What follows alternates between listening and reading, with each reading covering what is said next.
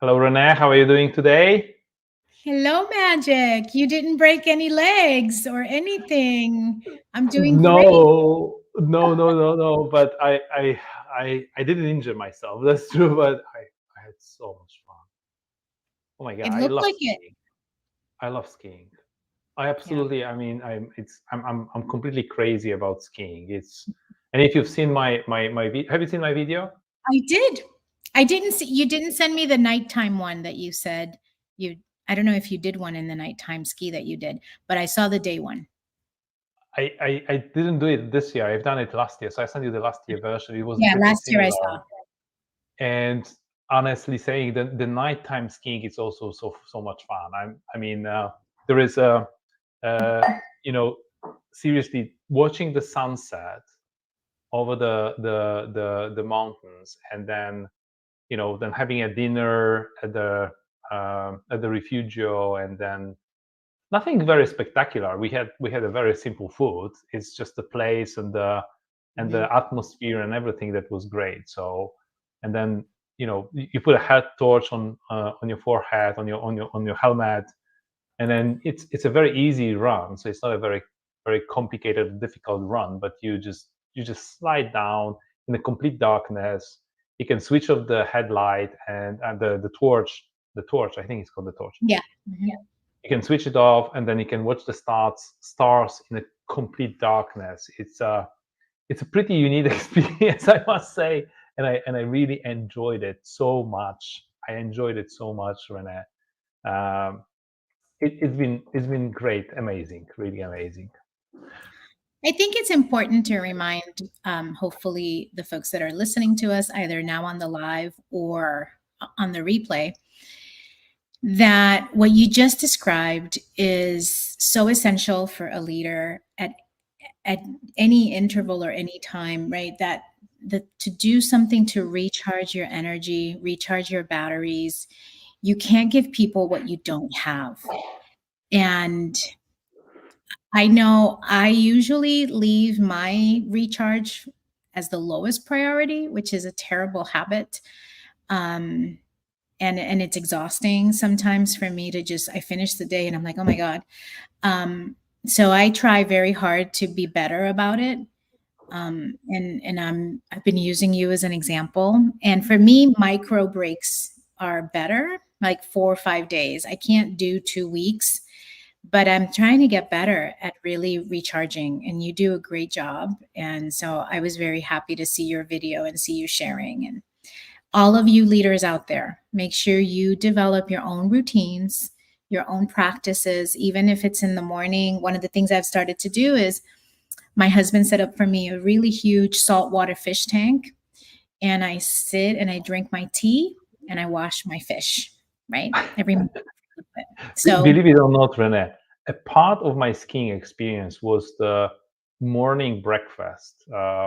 We had this amazing little hotel with a very nice people that are running it, and uh, at the hotel there was a breakfast. And because mhm, I'm crazy skier, I like to go like super early to the mhm, slopes where the mhm, snow is fresh, and nobody is there. So my girls were obviously staying late in the beds, which is perfectly all right for vacation. And I would go early in the morning, have a breakfast. I would be early enough to have a breakfast, eat a breakfast, prepare a tea, and just sit down and just mhm. drink my tea and just not think about anything else. Just relax for a minute. No rush, because the lifts were not operating yet, so there was no rush Mhm, to mhm. go. I was kind of slow to take it, and then I would put my ski gear on, and then go to the lift, and then go to the slopes and enjoy for the whole day, the skiing experience. I totally agree with you. You need this moment in a in a day, in a week, you know, Mhm. to break away from everything else. Good morning, Kenya. And share with us your kind of recharge practice. Anybody that's out there, Kenya, tell us you hopefully you're drinking a tea as well. I know she Hello, drinks one. Kenya. Yes. But yeah, what are your little wellness rituals? And even though today our topic is respect and the art of earning respect in leadership, remember that everyone is always watching, and especially the people that follow you are watching, and they will imitate, or you signal, things to your team. And staying energized and taking care of yourself is vital. And if your team sees that you work morning, noon, night, weekends, that you're not resting, they almost think that that's what you expect out of them. Mm. And they emulate some of that. And that leads to burnout, that leads to a lot of productivity problems. So think about those things as well, and share with us your practices to stay grounded and to stay energized. All right. Okay, so yes, we prepared a couple of slides as usual to talk about the earning the respect. Okay, and Renee, I wanted to start with the reverse of respect, because I think there is a lot of misunderstanding of what respect is. Mm-hmm. A lot of people believe that respect is something that you force on people, that Mm-hmm. people have to respect you. Mm-hmm. And I was thinking about, the they basically feel like there's a fear, there's authority, keeping everybody silent. That's the sign of, having a respect from your employees. And I think you cannot be more wrong about what the Mm-hmm. respect is. Correct? Yeah, that is not respect. That would be fear. And if you're leading by fear versus leading by genuine respect, you are not going to get the best out of your people. Your people, of course, won't protest, right? But they're also not going to give you their best ideas. They're not going to feel psychologically safe to disagree when you're wrong. And by the way, as a leader, you're wrong, and you're wrong often, right? And you're even wrong more often if you lead by fear and don't listen to your team, who are the ones that can possibly and very often see the signs, the red signs and the red flags, and tell you, hey, don't go down this path. Because remember, they're also going to be closer to the day-to-day work, and they're going to really be the subject matter experts, and they can help to guide your decisions. But you need to be always very open to listening to their feedback and respect their feedback and their knowledge. So what I prepared, it's from memory, because we also want to share like our own experience. I prepared a Mhm. bunch of quotes, Renee, and maybe you and everybody out there can help me with some additional, kind of quotes from managers that would think they actually earned my respect. It's all about keeping a tight ship. Yeah, that's, like, I'm keeping the tight ship. I'm This is how I earn respect from my employees. That's one of the approaches that I've seen in the past. Or I'm going to give you another one. I'm the boss here. They need to see who's in charge. I've heard that one a bit, quite a lot. So not true. Right? Yeah. People believe that, like, if I'm the boss, or another one, employees should respect their managers. Just because I'm a boss, everybody has to respect me. That's it. Yeah. And again, this is positional power, right? Of course, there are people that might have positional power, but that doesn't mean that they are respected or that people are obligated to respect them. And so this is clearly a fantasy, but some people believe it. If you guys listening to us see similar, kind of can think of about similar quotes from your managers, put them in the comments, because Yeah. I would like to hear more. I have another one for you. The sand is a sign of disrespect. Oh, yes. Yeah, correct. Or if they really respected me, they wouldn't challenge my decisions. Agreement is a sign of respect. Yeah. No. No, and you should be very afraid when your people are silent, especially your best and your brightest people. Now, if you don't respect them, you probably don't care about what they have to say. And if you don't respect them, don't expect them to respect you. FYI, right? Yeah. Exactly, and I think this is one more very much aligned with what you are saying. My job is to lead. There is to follow and respect me for it. It's a one-way street. They need to Yeah. respect me. I don't need to respect them. I think this is yet another misconception of a typical kind of a, you know, the boss that is not really earning respect of Hmm. their employees. Hmm. This is, again, I want to say, this is the wrong beliefs of people that are many times in charge for Yeah. different reasons, for their expertise, from the technical expertise or functional expertise, not Hmm. necessary for the people leadership. I make it Yeah, that's clear that interesting. I'm the final say. Yeah. Now, this is interesting, right? Yes, as a leader, sometimes you have to evaluate different roads and make a final decision. But that doesn't mean that you don't listen to your people's feedback. That doesn't mean that you don't include them in the conversation. Um, yeah, you're taking the ultimate risk or decision if there's some kind of indecision, right? But you have to be very careful on how you implement and interpret some of these things. I would never ever challenge the fact that my boss has a final say in the Hmm. in one or the other topic, right? I don't think that's the point. I think the point is, if you make the statement up front and you kind of declare it as a, you need to respect my position. I'm the final say. You Yeah. kind of close the Hmm. access.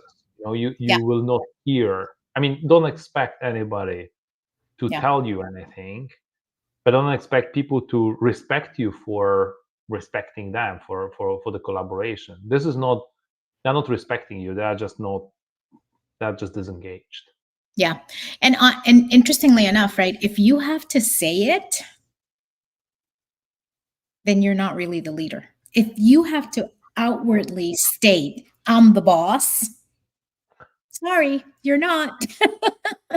You're probably not. You're probably Mhm. only managing because somebody gave you a position, and this Mhm. position is just keeping you there until, I mean, there is a revolt or people leave, or you have a bit of a misstep. Okay, the first misstep is probably will kick you out of the organization faster than you think.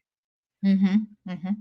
Um, I have one more for you, and I don't know. I haven't seen any feedback from the people yet. Maybe they will give it to us later on when they listen to Mhm. the replay. But a respected leader doesn't show personal feeling. I think it's another big Misconception. misconception. Mhm. Mhm. Uh, I think we spoke about this several times. When I think showing vulnerability doesn't mean that people will stop respecting you. Right. Well, and it doesn't mean that, you have to, emotionally like share every detail of your feelings, right? Um, it's interesting to me sometimes I see how people in social media kind of pour their heart out, right? In some very personal things, or they are very disgruntled and share some things that are, some things are just not appropriate for sharing in certain forums.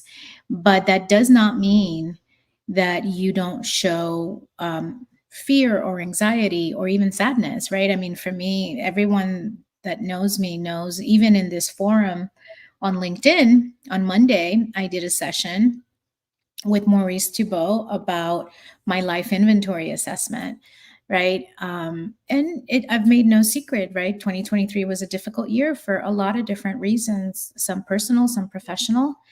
And that does not make me less. That does not make me weak, right? Um, I'm not doing it because I want people to feel sorry for me. I share because I want people to understand that it's okay to sometimes be in pain, and there are some people that aren't going to tolerate it or are going to be whatever, but there are a lot of people that care for you and that will understand. And if I can show people by my own example that, you're human, give yourself a little grace, and then ask for help, ask for other people to support you. um, that gives them sometimes permission to themselves be a little bit more um, caring about themselves, right? Compassionate. I think this is exactly what you said at the very start of our conversation. At the end of the day, the leader is a role model. Okay, so you are going to your actions will in a way shape the organization. Mhm. They will either shape them in a positive way or negative way. And again, last year, during the last sessions, we spoke about earning coins, Yeah. of trust. I Mhm. think with the respect is somehow similar mechanism. Okay, Yeah. and that's why we are spending, maybe for everybody listening to us, we're spending so much time trying to position what a respect is, Yeah. because it's not about fear. Mhm. Employees who fear the leaders do not necessarily respect them. We Mhm. need to keep that in mind. True Mhm. respect arises from trust, admiration, not intimidation. And I think Mhm. it's extremely important to remember about that. Yeah. I think the second misconception is that authority does not automatically mean respect. The fact that Mhm. you are director, VP, senior VP, or you're reporting to the chief sales officer doesn't give you the respect of your organization. Uh, it will come. The respect will come from how you treat others, the actions, the integrity that you show. That's not a hierarchy, correct? So again, you need to be the role model. You need to show with your actions and how you treat others. That's going to earn you respect. Respect doesn't mean agreement. Uh, the nodding dogs, I had this picture of a nodding dog. I'm going to show it again. The nodding dog Mhm. uh, that is afraid to speak uh, doesn't mean that he is respectful, that he is respecting you. um, it will come, from other reasons, not just the fact that you have a high authority, and it's not unconditional. It could come and you could lose it very quickly. Mhm. And it's not the agreement. It's you can be you can disagree but still you can respectfully disagree. I think that's Right. one of the things that I wanted to say, Renee. Yeah. Yeah. Yeah. um Kenya made an interesting statement, which I think really does a good job of summarizing the spirit of the essence. So if you want to put it on the screen, um, but yeah, it's yeah. For me, a true leader earns employees' respect by demonstrating genuine interest in their opinions, strength, personal and professional situations, and make them feel valued, really valued. Yeah, that is see that. correct. That is very correct, Mhm. Kenya. This is exactly the kind of idea that we are trying to sell here, or sell, or I don't know, Present. Mhm. present here. Correct. Mhm. Yeah. So I we have also prepared for you, and aligned with what Kenya is saying. It's a list of things that we believe that Mhm. a true leader can do. So, like, usually we have a list of kind of recommendations for Action people watching. words. Action words. I like uh, them. yes. Respect, you give it to get it. comment from Kenya. Kenya is active today. I like it. Kenya, thank you Yes. so much. Yes. Yes, debate. I love debate, right? That is actually one of the signs of a really healthy, respectful, mutually respectful dynamic. Um, Magic and I, it's one of the reasons we get along so well, right? We have often very spirited debates, and they're actually really good because we have different perspectives. Some of it because we have different cultural, frameworks, or for a variety of reasons. But that's the value, right? That we can listen to each other and maybe sometimes change each other's minds, maybe sometimes not. But that the point is not to debate it so you can change someone else's mind, is so that you can understand where they're coming from. At least I think that's one of the reasons I love to debate. I love to debate, and one of the things that I really enjoyed, throughout my career as a manager, was to get to a point where my team wouldn't be afraid of debating me. Mhm. I'm very strongly opinionated. I have very No. strong opinions. Really?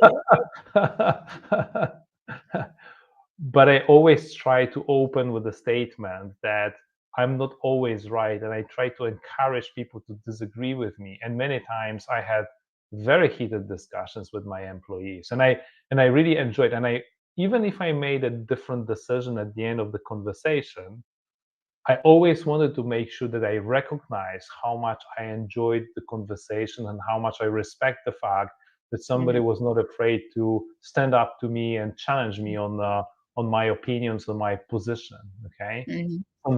Sandeep Shah was one of the guys that always challenged me in my last job.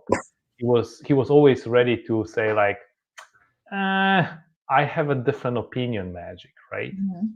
And sometimes I was on a completely different dimension of the you know Mhm. of the spectrum. I had a completely different point of view to what he was saying, but I so much enjoyed it that somebody was having a different point of view, and we could Yep. throw at each other some arguments. And many times, Sandeep was able to influence, despite my strong opinions, he was able to influence some of my thinking processes. So if he's listening to us, or if anybody who knows Sandeep is listening to us, give my best regards to him, because I do remember him for being the one that always was ready to challenge me on a number of different topics in the past. Okay, so debate Kenya absolutely is something that I love, and if you can have a debate as a manager, for everybody that's listening to us, if you have a debate, if you can have a debate as a manager with uh, your employees, that's a sign of a great collaboration that Yep. you're gonna have, and a good kind of a dynamics in the organization. Yeah, Yep. Yeah. It demonstrates respect, trust, and psychological safety. All of the things we've been talking about. Yeah. Very good. correct, correct. So I'm gonna bring the screen again with the recommendations. Those are the things and this is again. Sometimes I feel like Renee, we keep on repeating ourselves about some of the recommendations that we make, which Mhm. on one hand is great because it should, if you Be repeat it many consistent. times, maybe it Yeah. will just people will remember that. I hope it's not boring for people, but recognition. I mean, engagement with people. It doesn't sound like a rocket science, but it's actually super important. Support the development of your employees. Provide Mhm. feedback. Empower. I think this is one of the big things. You can Yeah. you can earn a lot of respect by empowering people with a very very difficult tasks. Mhm. Yeah. Open and honest communication and trust. Yeah. I think those are, we keep on saying that. Okay. Uh, so maybe unlike all the previous sessions, I left the actual law of leadership, Yeah. law of respect to the very very last minute, uh, and guys, remember that effective leaders, they earn their followers respect not through fear or authority or or silence, but demonstrating personal strength, integrity, and what Renee keeps on saying, and you keep on you guys need to keep on listening to that and remembering that. Adding value to others. How can you as a manager add value to your employees? That is probably one of the biggest lever of respect or biggest multiplier of respect that you can put in place to make sure that your organization, your team, your people respect you. Yeah. Yeah. And, it's interesting because you said something earlier that we keep repeating some of these things, or, you put the action words on the screen. It seems so basic, right? But it's so hard to execute, and it's so hard for so many people to do it, right? Honestly, it baffles me. And it baffles me because I would think that people would treat people how they want to be treated. And who would want to be treated in an authoritative, go do X and don't question what I told you? I truly believe that everyone wants to feel valued and like they matter and that they're seen. And it just, I, I fail to understand why there are still so many leaders out there that are very hierarchical, dictatorial, so egocentric and ego driven. But there's plenty out there, which is, more for us to do magic, right? But yeah, True, and even we both used to work for one of the icons of the the HP way, yeah, respect for employees, and I need to say that that HP and then later on the Packet Enterprise has been full of people that managers, leaders. I met wonderful leaders and managers that earned my respect. yeah, They did earn my respect, but for all of you guys out there that are not employees of HP or HPE, even at such an iconic company, there were leaders that did not meet those standards. And I was many times amazed by how yeah, calm that with all the information, kind of a teaching that we have received, coaching and information, um, we are still meeting people that are not delivering to those kind of a standards that we should be all delivering to. yeah. I see I a think, very long contribution from Tracy. ooh, Oh, crazy. Yes. Tracy, thank you. There are also leaders on the other end of the spectrum. Instead of being autocratic, they are too collaborative and too friendly. Curious about how leaders can be more effective in gaining respect when it's not their style to lead by fear, hierarchical authority, but are working on being strong decision makers. Ooh, Um, I think Tracy, we spoke about this with Renee through there was a session that we had on the leadership styles, and you are absolutely right. There are also leaders that give laissez-faire. yes, like Yeah. too much freedom. They don't act from authority. That's probably the other example of a situation when they are not going to be effective. They'll be very friendly and everybody will love them, but they are not going to achieve anything. And Mhm. I think that if you are not achieving anything as a leader, long term chances are you're going to be replaced because you're not going to be effective as you're not going to build an effective organization. So you will be super good on your kind of a people skills, but you're not going to be great on your business skills, and that will be the downfall for you. I don't know, Renee or Tracy, if you agree with that. Yeah, and I will say that, I think it's important to understand that you're in a different place with each one of your employees. There is a thing as being too nice, too friendly, too much of a pushover, never making a decision. And that is just as harmful, right? I see this a lot, especially when dealing with low performance or when leaders that are trying to give difficult feedback or have a difficult conversation.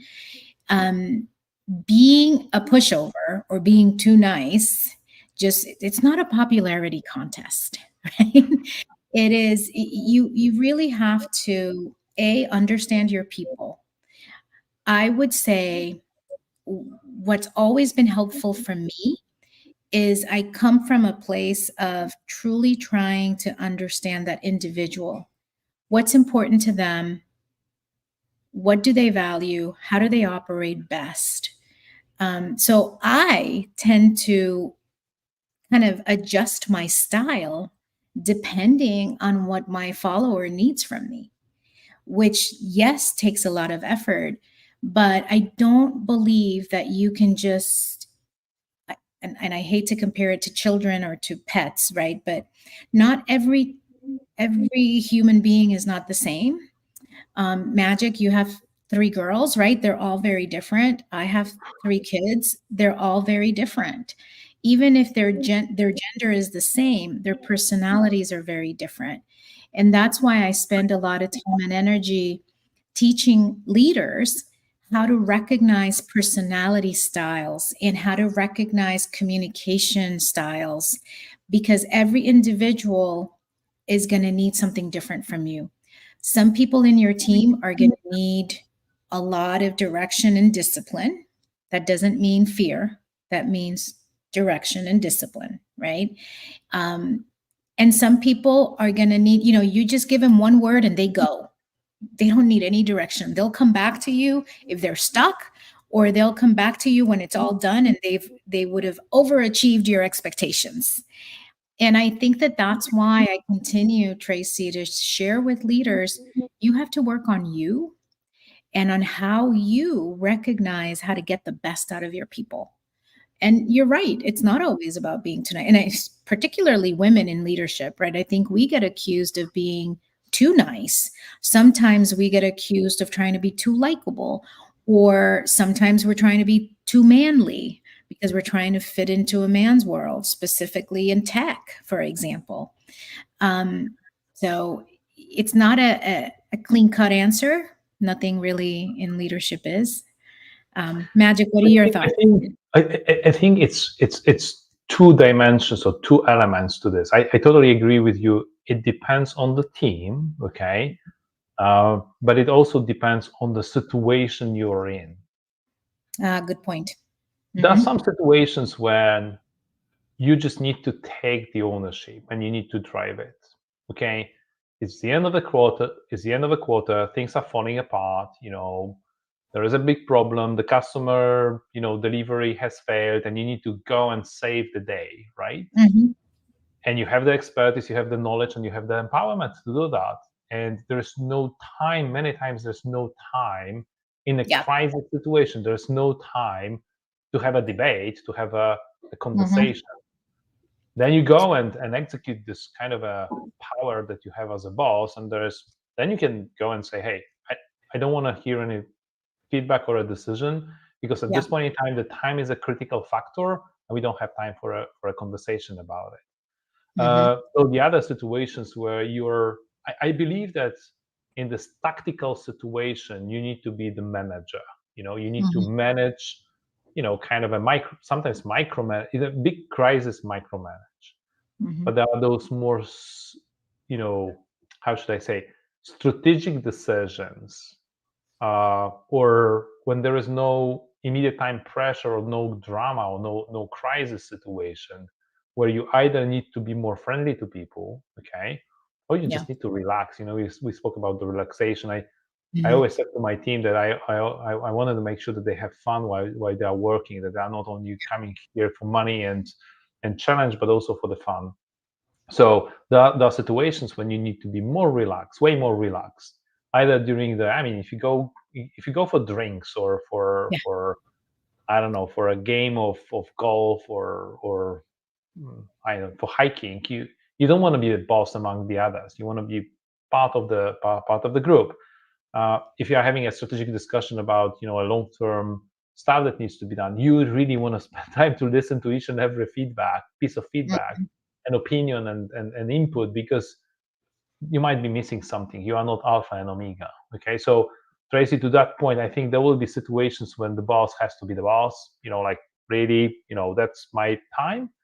But the Mhm. fact that you've earned the respect in the bigger picture, by empowering, recognizing, and trusting people, will Mhm. allow you from time to time to go and become the micromanager. People will not be upset because they know, hey, Magic is doing that for a reason. Okay, Right. he's not the guy like that all the time. That's my Yeah. point. So the team needs, but also the situational needs, or the task that you have at hand, will determine what kind of a impact you wanna, or type of activity that you wanna generate, or leadership style that you wanna generate. Yeah. Okay. And if you've built enough coins, or if you've deposited enough coins in the bank, right, Yeah. your team will trust you that, okay, right? And they understand who the leader is. They understand that in certain situations, because you're the leader, you're going to take the hit, you're going to take the bullet, or you have to make the tough decision. But if you build trust and respect with your team, they will really welcome that and accept that and understand that. And in the ideal situation, you don't have to say that. But this Right. was, I think, what it was very, very, very insightful, Renee, what you said. In the ideal situation, you don't have to say, I'm the boss. You just Hmm. act like that. Hmm. And because people trust and respect you, they will Yep. accept that. Okay. The moment you have to say, in front of everybody else, I'm the boss, I'm going to make a decision because I'm the boss, Hmm. there's probably something wrong with your leadership position, I would say. Hmm. And it's Hmm. not going to last long. And I've been in this situation, by the way. It's not, I haven't always been the great manager. I Hmm. remember one position that I had many years ago where I totally screwed up, and I was trying to use my authority because I was the director, Hmm. and it ended up being a disaster for me, and the job and the position that I'd rather forget about and not to But think. no, don't forget about it, because it taught you a lot, right? It There was taught a me a lot of lot. learning, a lot of learning in that. Oh, yeah, yeah, yeah, yeah, yeah, yeah. I wouldn't like, it was a difficult decision, but I would like to be the boss. I wouldn't like to have the boss that I was back then. That's for sure. Mhm. I've made a lot of mistakes on my own. So yeah, it's good to learn from the situations like that. Okay. Kenya, Tracy, thanks for the being engaged today. The others, thank you for listening. Thank you for listening and watching our replay. I hope that you enjoyed the conversation. And Renee, next week, right? We're gonna talk next week again. Yes. So now we are back on a cadence because Magic is not on vacation. Well, and I don't think I have any engagements yet. So we look forward to talking to you about our next law next week. And, keep commenting and sharing and give us your thoughts on how you demonstrate and also how you feel respected, how you demonstrate respect and how you feel respected. And Thank if you you for. have questions or comments, then reach out to us individually, or you Yeah. know, email us, or use the LinkedIn comments. We are always happy to talk to you guys. Yeah. Thank you so Thank you, much. everyone. Bye. Thank you. Bye.